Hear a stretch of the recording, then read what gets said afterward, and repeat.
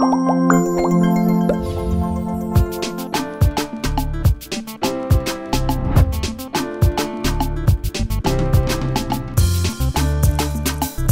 madame, monsieur, bonjour et bienvenue sur Terre à Terre. On est encore samedi, donc ouais, ça c'est notre bouillon de samedi. Aujourd'hui, nous allons recevoir, c'est parce que vous êtes habitué que quand ça concerne la musique, vous dites Akon, vous dites les gens. Bon, quand ça concerne les humoristes, les comédiens, vous dites comment alors? Avant de passer à là, nous allons d'abord, comme nous sommes au restaurant, le carnivore, on va d'abord passer notre commande parce qu'ici, ça se mange. Maman, on peut avoir quoi là-bas? Poulet brisé, l'enfant brisé, la brochette de bœuf, les brochettes de poulet également, le rognon en brochette. Il n'y a pas de lapin? Si, il y en a. Voilà. Donc, moi, à mon niveau, c'est lapin, poulet. Et toi? Du rognon. Des brochettes, c'est ça? Oui, des brochettes de rognon. Voilà. Piment. Uniquement. Oui, uniquement. Voilà, avec du piment. Oui, piment. Vous avez remarqué, non? Elle, alors, c'est qu'on appelle Charlotte Ntamak, les Blancs. Charlotte Ntamak. Celle-là. Vous l'avez vue, quand elle a disparu. Boum! Parlement du rire. On la reçoit aujourd'hui. Bonjour Charlotte. Bonjour. Comment tu vas? Toi, je vais très bien, merci. Et toi-même? Non, on est debout. Mais Charlotte, il faut avouer quand même que le temps passe. Mais tu es un peu comme la tortue. C'est-à-dire que tu montes seulement la carapace comme ça. Allez, l'année passe. Tu es toujours comme à l'époque. C'est quoi ton truc? Il n'y a pas de secret. Je dors bien. Ouais. Je n'ai pas de problème. Ouais. J'essaye de faire du bien autour de moi quand je peux, dans la mesure de mes possibilités. J'ai la tête tranquille, en fait. C'est ça le secret. Alors, Charlotte, quand on te voit, on se dit que tu pourrais être une bonne présentatrice de journal comme ça, télé. Mais cette histoire de comédie, humour, ça a commencé comment? Alors, ça n'a pas commencé par là. Hein. Ah. En fait, il faut dire que je fais du théâtre. J'ai commencé par le théâtre. Je fais toujours du théâtre depuis un peu plus de 20 ans. Un peu plus de 20 ans? Oui. J'ai commencé à peu près, on va dire, 2002-2003. Là, nous étions dans quelle école? Non, nous n'étions pas dans une école. En fait, j'ai commencé à la Maison des Jeunes et des Cultures de Douala. D'accord. La MJC. Parce qu'en fait, après mon cycle secondaire, j'ai voulu me lancer dans la musique. Et ma maman trouvait que ce n'était pas sérieux. Voilà. Donc, elle ne voulait pas d'un enfant qui chante. On m'interdisait même de chanter à la maison. Ouais. Et comme je me suis dit, OK, si je ne peux pas faire de la musique, je vais aller faire du théâtre. Parce que j'ai toujours été attirée par les arts de la scène, il faut dire. Ensuite... mon père, il m'a dit, OK, fais ce que tu veux. Si tu as vraiment envie de faire ça, fais-le. Mais fais-le bien. Donc, mon grand frère a donc pris des renseignements. Il voulait m'envoyer dans une école au Sénégal pour que j'aille apprendre le théâtre. Ça veut dire que vous aviez un peu... Vous en sortiez un peu? Bon, en fait, parce que j'étais vraiment décidée à faire ce métier-là. Et ma mère a entendu Sénégal. Elle a demandé, Sénégal, c'est hors du Cameroun, non? On lui a dit, elle ne parle pas. Elle ne bouge pas. Donc, en fait... Je me retrouve donc comme ça à me dire, mais comment je fais? J'ai bien envie de faire du théâtre. Je me rapproche donc de l'Institut français. À l'époque, c'était les CCF. Oh oui, Centre culturel français de Douala. Ouais. Et eux, ils me disent, ils ne font pas de formation. Donc, on m'envoie à la Maison des Jeunes et des Cultures à Aqua toujours. Elle existe toujours, la maison, là? Elle existe, mais elle n'est plus à Aqua. Ils sont à Neubel. D'accord. Vers le Sacré-Cœur de Neubel. C'est-à-dire, à côté de la prison, comme moins d'erreur, on te jette là-bas. Voilà. Donc, du coup... je vais là-bas, je rencontre Théodore Kayessé. Ouais. Et on était nombreux, Éric Delphin Kwegwe, plein de comédiens aujourd'hui de renom qui ont continué. Ouais. Il y en a. Et Delphin, aujourd'hui, il est auteur et metteur en scène. Il joue toujours aussi. Il est ici au pays ou bien il est allé? Il est en France. Voilà. On a eu les Tamar Tientieux. Il y avait plein de comédiens, enfin de jeunes qui aspiraient à faire ça. Ouais. Il y avait aussi il y avait des cours de danse. Mais nous, on faisait que du théâtre. Donc j'arrive à la MJC, on y fait 1 an. Ensuite, on sort le spectacle de sortie. C'était super. Ça s'appelait La République des femmes.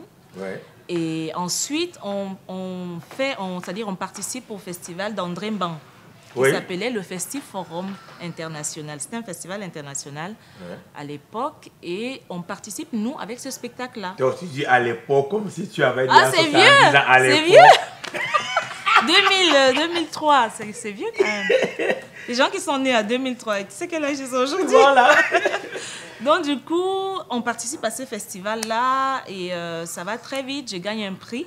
Ah. C'était le 3e prix de la meilleure interprétation féminine.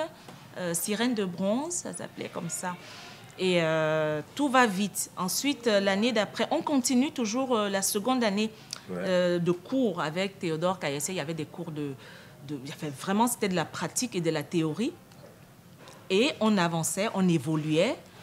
Et l'année d'après, en 2003, donc, on a eu un metteur en scène qui est venu au Cameroun qui s'appelait Roland Fichet. Ouais.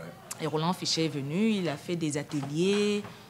À ce moment-là, on était avec des grands, quoi. Nous, on les voyait grands, des grands comédiens de l'époque. Les Yaya Mbile, les Dovi Kendo. Il y avait ces... Voilà, il y avait ces aînés-là que nous, on admirait de loin. Et donc, on a fait cet atelier. En fait, Roland Fichet voulait quelques comédiens pour aller créer un spectacle avec sa compagnie qui s'appelait Folle Pensée en France. Donc, nous, on était là. Enfin, on a fait l'atelier avec lui. Il y avait une seconde partie parce qu'il continuait à Yaoundé. Ouais. Donc, après, il y a eu une espèce de tamis, on va dire. Donc, parmi les gens qui ont été choisis, j'étais parmi. On a continué à Yaoundé. On a retrouvé d'autres comédiens ici, des grands comme des moins jeunes, des plus jeunes, je vais dire.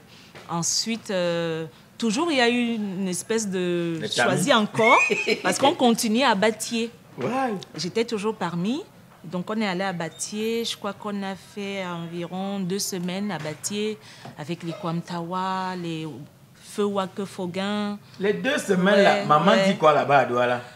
Non, en fait, à ce moment-là, ça faisait déjà 2 ans. Ouais. Donc, on savait déjà, parce qu'eux, ils avaient accepté parce qu'on me voyait lire. Ouais, ouais. On voyait lire, il fallait lire des livres tout le temps, les théoriciens, il fallait vraiment étudier le truc. Oui, mais sauf qu'à l'époque, tu es toute jeune. Oui, mais... Mais le parent, maintenant, se dit, si je laisse mon enfant partir comme ça... Non, ils étaient déjà d'accord parce qu'ils avaient vu ce que je faisais. Ouais. Ils avaient confiance en toi. Ils avaient compris que j'aimais ça et que... Mais vraiment, quoi, c'était ma passion. Ouais. Mes parents, j'ai vraiment eu de la chance. Hein. Ah. J'ai vraiment, surtout à cette époque-là, j'ai eu de la chance parce que j'ai eu des parents très, très compréhensifs et qui m'encourageaient. Mon père m'a toujours encouragée. Il m'avait dit, il faut que personne ne doit t'empêcher de faire ce que tu as envie de faire. Et ce que tu veux faire, même si c'est quoi, fais-le bien. Fais-le très bien. Donc, comme ça, on arrive à Batier, on fait 2 semaines. Il faisait très froid. Ouais, il faisait extrêmement froid. C'était ma première fois à l'Ouest. Mais c'était... il faisait très froid, mais on a travaillé pendant à peu près 2 semaines. Ensuite, il devait choisir les gens avec qui il devait travailler. Mais là, on ne devait pas le savoir à ce moment-là. On a fini, on a terminé. C'est ça. On a terminé. Il avait pris, je crois, 2 ou 3 comédiens avec François Ebouélé. Ouais. Yaya Mbile, je crois que c'était ces 2-là. Et puis Martin Embarras, je crois aussi faisait partie de l'aventure, si je me souviens bien. Donc voilà, les choses se sont enchaînées. Après, j'ai participé au Rekiatral. C'est un festival qui se déroule à Ouagadougou. Ouais. Avec Martin Embarras comme metteur en scène, dont il m'a sollicité. J'ai travaillé avec lui sur un spectacle. Tu allais à Ouaga? Oui. Bon, j'étais déjà un peu grande. Oui, oui. Ouais, je suis allée faire 3 mois à Ouaga. On a travaillé, rencontré aussi des comédiens d'autres horizons parce que c'est un très grand festival de théâtre où vraiment les gens restaient ensemble pendant 3 mois. Des compagnies qui venaient. Il y avait une dizaine de compagnies. Donc, rencontrer, se confronter à d'autres personnes comme ça et... Ça ouvre l'esprit et ça cultive un peu plus sur ce qu'on veut faire. On apprend, en fait. Avec les grands, quand tu dis, maman, je ne suis pas n'importe qui. Non, pas du tout. Tu te dis, oh là là, comment je vais faire? En fait, il y avait des spectacles tous les soirs. Ouais. Et quand tu regardes un spectacle, tu es là, tu as la chair de poule, tu te dis, mais est-ce que je peux jouer comme ça? Ouais. Comment je fais pour arriver à ça? Et la nuit, tu ne dors pas. Travailler. Tu travailles, en fait. On travaillait de 9h, parfois à 19h, avec une pause à midi. En fait, c'est des créations, quoi. Parce que quand on est vraiment en création, c'est minimum 8 heures par jour de travail. Et tu ne dors pas parce que tu dors la nuit, mais ton texte, il est là. Tu t'entends le dire. Tu es habité, en fait, par le texte, par le spectacle, la mise en scène. Tu fais des cauchemars, en fait. Bien sûr. Et c'est ça qui fait que quand tu arrives sur scène, c'est fabuleux, on se dit, mais comment ils font? Mais non, il y a beaucoup, beaucoup de travail derrière. Ouais. Donc après, ça s'est suivi avec Matar Amara. J'ai fait beaucoup de créations avec lui.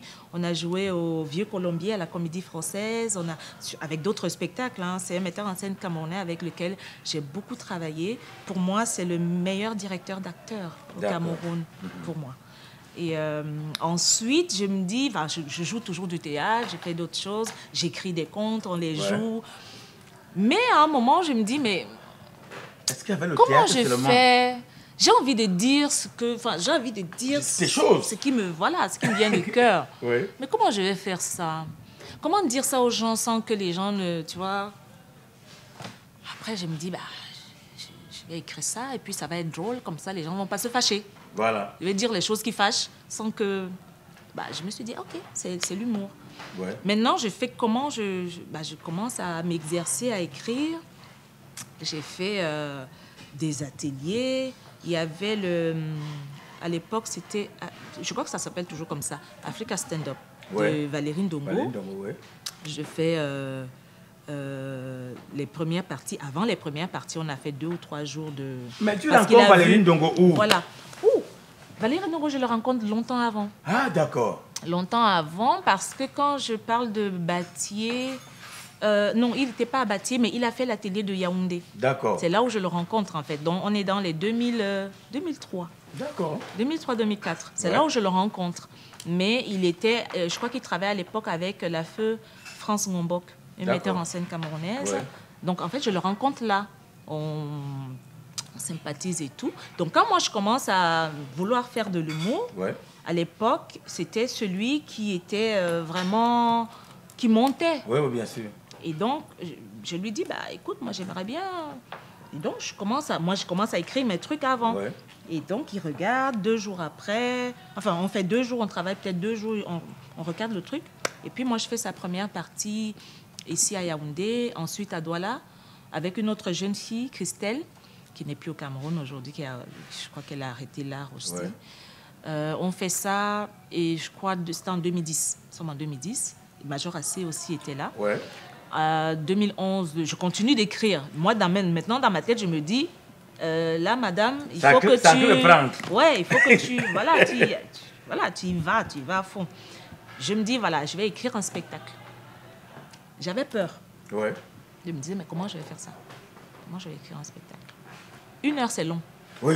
1 heure, c'est long, seul. Et puis tu es seul. Faut pas que les gens passent 1 minute sans qu'il y ait réaction du public. Donc je continue à écrire mes trucs. Le directeur de l'Institut français de l'époque me dit, écoute, tu peux postuler à Visa pour la création. On avait lancé Visa pour la création et j'obtiens la bourse. Pour aller en France? Oui, mais j'étais déjà allée en France, toi aussi. Oui, je comprends. Pour aller en France. Oui, pour aller en France. Oui. Donc, j'obtiens cette bourse-là. Je vais écrire dans mon spectacle. Mon premier spectacle qui s'appelle Don't Cry Stand Up. Et tu fais combien de temps là-bas? Je fais 3 mois. Ouais. Je fais 3 mois d'écriture à Limoges. Ensuite, je vais à Paris et je continue d'écrire. Je fais une petite présentation, en fait, devant un petit public. Et je reviens en 2014. Je fais la grande première ici de Don't Cry Stand Up et c'est là où tout a démarré, en fait. Entre-temps, ta mère, quand tu vas pour une première fois, tu rentres, tu vas une deuxième fois, tu rentres, elle ne te pose aucune question, mais tu es encore venu faire quoi ici? Non, du tout, pas du tout. Mais vraiment pas du tout. Non, je n'ai pas eu ça. Je n'ai pas eu... Encore que vous vous en sortiez, donc il n'y a pas de panique. Non, je suis née dans une famille modeste. Ouais. Oui, on n'était pas nantis, mais on mangeait bien. On mangeait 3 fois par jour. Tu vois. Mais voilà quoi, c'était pas, on n'allait pas nous dire oui, mais pourquoi tu es revenu? Non, on n'a pas. Donc à partir de là, donc, allez, Charlotte est montée. Tout est parti de là. Ouais. Et après, on a commencé à te voir partout, Charlotte, ça te parlait. Et paf, Parlement du Rire. Bon, pas paf, hein. Beaucoup d'années avant paf. Tu as un peu disparu? Non, pas disparu. J'étais dans d'autres créations. J'ai fait un deuxième spectacle qui s'appelle Je suis Charlotte. Je tournais beaucoup hors du Cameroun avec mes spectacles. Oui. Parce que même avec mon deuxième spectacle, Je suis Charlotte, je continuais à être sollicitée pour mon premier spectacle, Don't Cry, parce qu'il parle beaucoup de femmes, de problèmes de femmes. En fait, c'est une femme qui traverse toute la pièce et qui raconte sa vie. Oui, toi, tu as pris le problème des femmes là, comme étant ton sujet. C'est ça. Parce que quand tu parles des ex, tu te dis que ton voix, vraiment, comment tu es sérieux dans l'affaire, là, tu dis là. Et donc, en fait, je faisais beaucoup d'autres choses, mais à l'étranger. Ouais. Donc, du coup, on avait peut-être l'impression qu'il y a eu un silence. Ouais. Et maman... Il n'y a pas encore les réseaux sociaux comme actuellement. Si, il y avait, mais ça démarrait. Ça ne moussait pas, ça démarrait, oui, ça démarrait. Et là, maman, il te voit où? Alors, il me voit sur Internet. Voilà. Il voit des extraits de mon spectacle sur Internet et il cherche mon numéro. Il ne réussit pas à l'avoir. Enfin, selon ce qu'il m'a dit, il a beaucoup cherché. Et c'est un ami à lui, c'est mon tonton, qui lui donne mon numéro. Voilà. Et il s'appelle tonton Ewonandi. Oui. Tu connais? Oui. Et c'est voilà. C'est ça. Il lui donne mon numéro et c'est comme ça qu'il réussit à m'avoir. Et il me parle de son projet. Il me dit, est-ce que ça te dit? Je dis, ouais, ça me dit. Tu vois? Ça me parle. Ça me... Je voilà. sens le truc. Oui. Voilà, je ne sais pas quoi, je ne sais pas ce que c'est exactement. Mais ça va aller. Donc, mais ça, entre le moment où il m'appelle, il me dit ça, je crois que ça fait 1 an et demi, 2 ans, avant qu'on fasse vraiment... voilà, la saison 1. Ça prend quand même du temps parce qu'il faut construire le truc derrière. Bien sûr. Il faut des partenariats, des accords, plein de trucs. Donc voilà. Et là, tu es là assise parce que il y a plein de personnes comme ça qui peuvent venir dans une aventure comme ça. Après, on ne te sent pas, on te change. Mais là, Charlotte, au niveau de cette plateforme-là, ça dit que tu ne t'amuses pas, madame, la femme du général. Non. Tu tiens les hommes là. Je m'amuse, mais j'ai beaucoup appris auprès d'eux. Parce qu'en arrivant là, j'avais des appréhensions. J'avais beaucoup discuté avec maman et je lui disais, mais attends, je vais être à côté de Michel Gourou. Il me disait, mais non, tu vas voir, des papas, ils sont gentils. En fait, il me dit, ils sont gentils. Oui, c'est comme ça qu'il est. Tu vas voir, c'est des pères de famille, ils sont bien, ils vont bien te traiter. Il me disait ça. Et donc, on s'est rencontrés en France. Et donc, moi, je quittais donc de la France pour Abidjan. Je crois qu'il est arrivé avant moi. Moi, je suis arrivée peut-être 1 ou 2 jours après. Et j'étais là, il me dit, tiens, on va les voir. Donc, on s'en va pour répéter. Parce qu'à l'époque, on regardait Gourou à la télé. C'est ça. Mais là, tu vas te retrouver avec lui. Mais oui, c'est pas possible. En fait, même moi, je me disais des fois, est-ce que c'est... Vraiment. Donc, ça s'est fait vraiment naturellement. C'est des humains. C'est des êtres humains. Ils sont adorables. Voilà. Ils sont adorables. Ils sont bien. Et ils m'ont beaucoup encadré. Beaucoup, comment dire, ils m'ont permis en fait de m'exprimer. Parce qu'on peut arriver sur d'autres productions où on n'est pas bien reçu. Voilà. Soit on t'étouffe, soit tu n'es pas bien reçu, ou bien tu n'es pas à l'aise. Mais vraiment, ils m'ont permis de m'exprimer, comme je disais. Je disais une fois à maman, j'ai l'impression de nager avec les crocodiles. Il m'a dit, c'est parce que toi-même, tu es une crocodilette. Tu vois? Donc, je me suis fondue, j'ai appris avec eux. Et maintenant, ça coule de source aujourd'hui. Et là, donc, tu es dans cette aventure. Est-ce qu'un jour, on peut encore voir Charlotte Ntama comme ça, dans son spectacle, ou alors, tellement le Parlement du Riz te prend du temps que vraiment pour avoir encore le temps d'écrire ou même jouer? Je continue d'écrire. Je continue d'écrire, mais des fois, on écrit, après, on n'est pas satisfait. Surtout que là, les gars vont devenir rigoureux parce que te connaissant, ils ont envie de te créer un spectacle. Alors, il faut... Il y a de la rigueur, mais il y a aussi ce côté proche du public. L'idée, c'est de ne pas s'éloigner, d'être proche et tout. Et puis après, tu sais, mon sujet des femmes, des problèmes de femmes, et ainsi de suite, etc. C'est vraiment trouver le juste milieu pour ne pas heurter. Les gens sont très sensibles. Exactement. Pour ne pas heurter.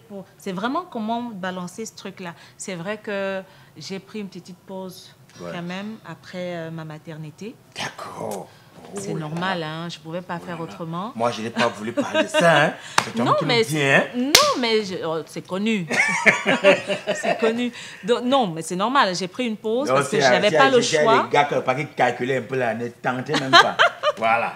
J'ai pris une pause, mais je continue de travailler. Je continue d'écrire mes chroniques tous les vendredis sur RFI. Elle écrit des chroniques sur RFI. Oui. Voilà, donc chaque vendredi. C'est ça. Ça passe à quelle heure? Ça passe à 5h57, ensuite à 7h57, ensuite, je crois, à 12h57. Donc, rediffusion alors?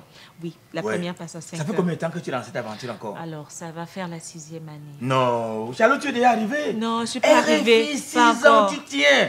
Chronique chaque vendredi. Pas encore arrivée, non. Mais tu es un peu non. Dieu fait grâce. Dieu fait grâce. Oh, Charlotte, on va arriver à la fin de cet entretien. Est-ce qu'on peut avoir ton contact professionnel? Hein? Ils sont nombreux qui veulent bien que Charlotte vienne animer un anniversaire, un mariage, peut-être pour un festival, tout ça. Il faut bien que les gens aient été coordonnés. Comment est-ce qu'on peut faire? C'est ton numéro ou le numéro de ton manager? C'est le numéro de mon manager. Tu l'as ici, dans ton tibia? Oui, bien sûr. Je travaille avec lui depuis longtemps. C'est combien? 6,99. 6,99. 100, 883. 100, 883. Est-ce qu'on peut reprendre? 6,99. 10. 08,83. 83. Mais je préfère dire 100. C'est mieux, non? Oui. 6,99, 100. 100, 883. 883. Alors, c'est la nouvelle année. Le public doit s'attendre à quoi? Et si tu as aussi des gens à qui tu voudrais faire un petit coucou, c'est le moment. C'est vrai? Ouais. Je peux faire un coucou aux gens. Oui, fais un coucou. Ils sont ou nombreux. Des coucous. Des coucous? Oui. Bon, bah, c'est la nouvelle année. C'est vrai qu'on s'en va... Je peux le dire? Ah, c'est la nouvelle année. Oui, c'est la nouvelle année. Oui, mais bien sûr. C'est une nouvelle année. Même jusqu'en décembre, on sera dans une nouvelle année. Oui, tu as raison. Oui. Je souhaite une très, très bonne année à nous tous, à tout le monde. Quand je dis tout le monde, je ne parle pas seulement des Camerounais, parce qu'on ne sera pas regardé uniquement par des Camerounais. Voilà. Je souhaite une très bonne année à toute l'Afrique, que Dieu nous accompagne. Santé, parce que sans la santé, on ne peut rien faire. On peut avoir tous les moyens du monde. Quand je dis moyens, je parle de l'oseille. Oui. Mais si on n'a pas la santé, ça ne servira à rien, vraiment. Donc, je vous souhaite beaucoup, beaucoup, beaucoup longue santé et succès. Voilà. Et les coucous? Les projections, alors, on s'attend à quoi devant, là? On s'attend, enfin, là, je prépare, pas tout de suite, mais je suis en écriture de mon prochain spectacle. Ouais. Et...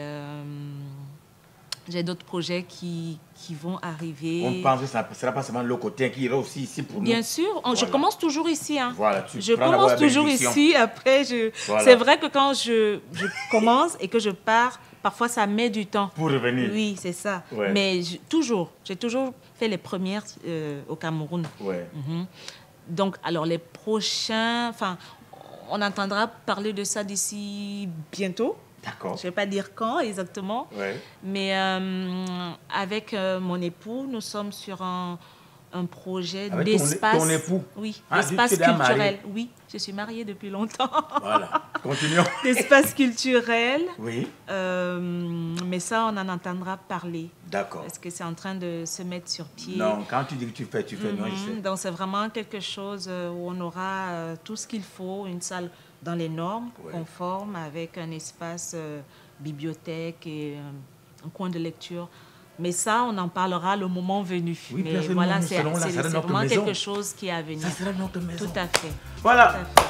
Mesdames et messieurs, nous sommes donc arrivés au terme de cet entretien. La fille, on a fini donc l'entretien. Apporte-nous notre commande.